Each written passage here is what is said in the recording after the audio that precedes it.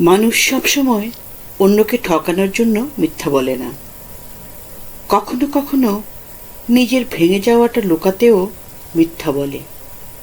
কিছু মিথ্যা মুখে উচ্চারিত হয় সত্যটাকে ঢাকার জন্য।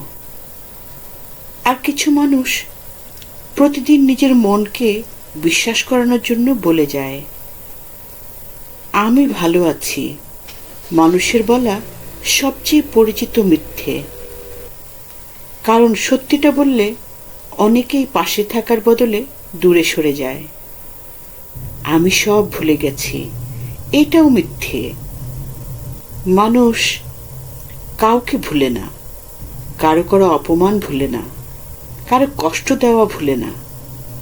তবে মানুষ এসব স্মৃতি পেছনে রেখে বাঁচতে শিখে যায়। আমার কোনো রাগ অভিমান নেই। অনুরাগে বলা মিথ্যা।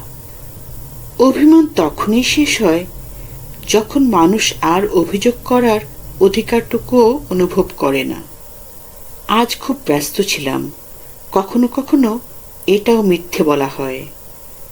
সময়ের অভাব নয়, গুরুত্বের অভাবেই এবং মানুষকে দূরে সরিয়ে দেওয়ার জন্যেই এই মিথ্যে বলা হয়। আমি আর কাঁদি না, নিজেকে আড়াল রাখার মিথ্যে। কিছু কান্না চোখে আসে না, গভীর রাতে নিজের ভেতরেই নীরবে ঝরে যায়।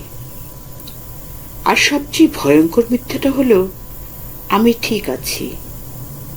কারণ মানুষ ঠিক থাকে না, সে শুধু ভেঙে পড়ার শব্দটা কাউকে শুনতে দেয় না।